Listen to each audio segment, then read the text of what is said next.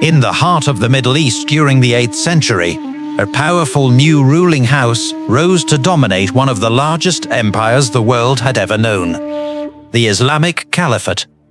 This dynasty, known as the Abbasids, would govern for nearly 500 years.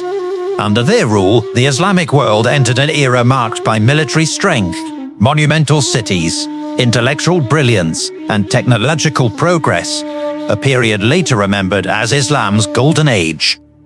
This is the rise, triumph, and fall of the Abbasid Caliphate.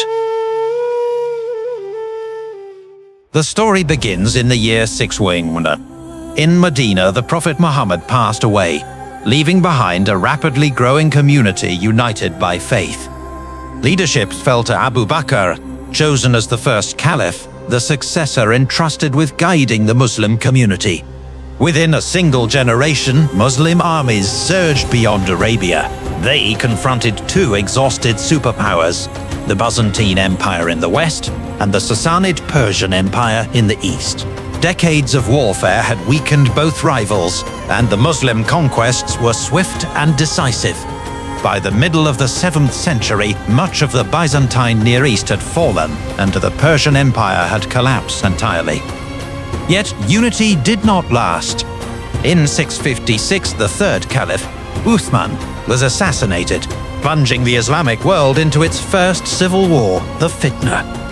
Ali, cousin and son-in-law of the Prophet, emerged as caliph, backed by many supporters. But his authority was challenged by Muawiyah, governor of Syria and a relative of the slain Uthman. Years of internal conflict followed, ending with Ali's assassination in Kufa. Muawiyah prevailed and founded the Umayyad Caliphate, transforming the caliphate into a hereditary monarchy. The Umayyads expanded the empire to extraordinary size, stretching from Spain to Central Asia. But beneath this success lay deep divisions. Opposition crystallized around Hussein, Ali's son and the Prophet's grandson, who rejected the succession of Muawiyah's son Yazid. In 680, Hussein and his followers were killed at Karbala, an event that permanently split the Muslim community.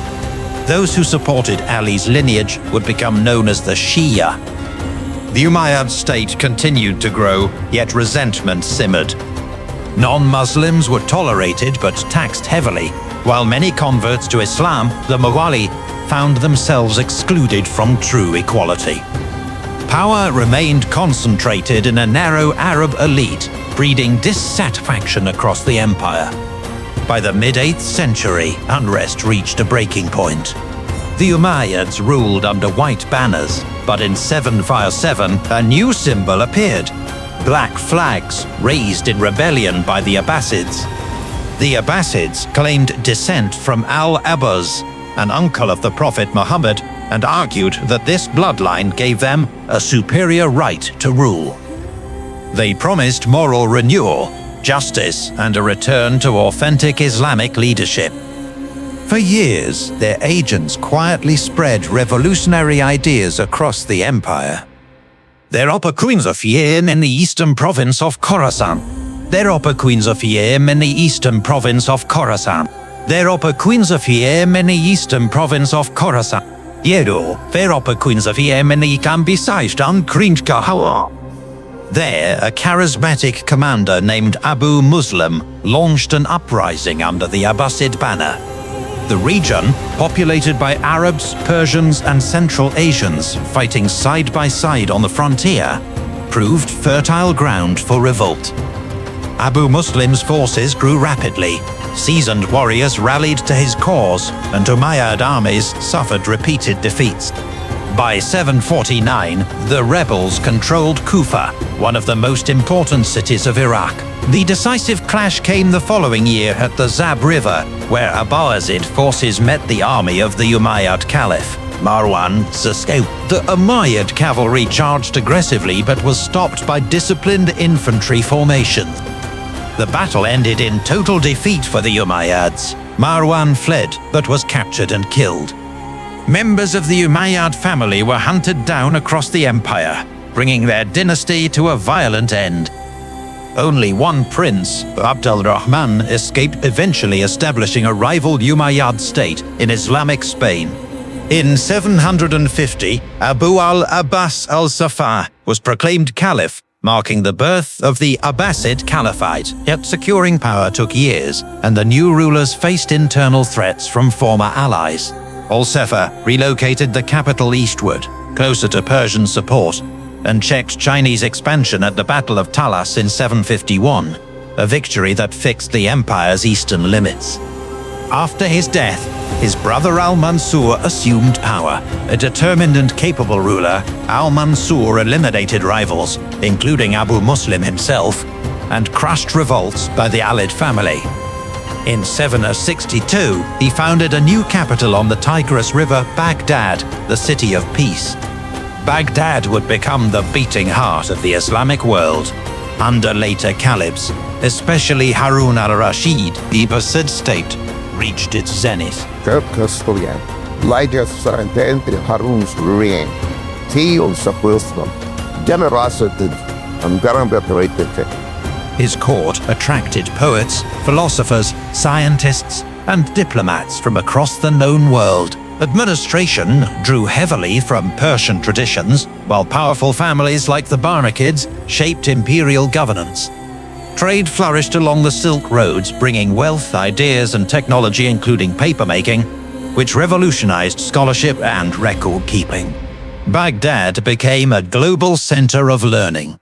Scholars translated ancient Greek, Persian, and Indian texts into Arabic, preserving knowledge that would later transform medieval Europe. Mathematics, medicine, astronomy, and philosophy all advanced under Abbasid patronage. But prosperity masked growing dangers. Civil war erupted after Harun al-Rashid's death, weakening central authority. Military power increasingly shifted to Turkish slave soldiers, elite cavalry known as Mamluks, whose loyalty lay with commanders rather than caliphs. By the 9th century, caliphs were often controlled or overthrown by their own guards. Revolts, regional breakaways, and economic strain fractured the empire. Although brief revivals occurred, real power slipped away. In 945, Shiite Umayyad warlords entered Baghdad, reducing the Abbasid caliphs to symbolic rulers. Later, the Seljuk Turks restored Sruzstein and dominance, but kept the caliphs as figureheads. In the 13th century, an even greater catastrophe arrived from the east. The Mongols swept across the Islamic world, destroying empires in their path. In 1258, Hulagu Khan laid siege to Baghdad. The city fell after fierce fighting. Eurobita Coleman, I with Abmshok. In the antiquated training of the Brian Lepenju is no figure from board. The Yusti fell after fierce fighting. What followed was one of the greatest disasters in Middle Eastern history. Mass slaughter, destruction of libraries, and the collapse of Abbasid political authority. Caliph al-Mustasim was killed, and Baghdad was left in ruins. The Abbasid line survived only in name, maintained by the Mamluk rulers of Egypt. In 517, the last Abbasid caliph surrendered his title to the Ottoman Sultan.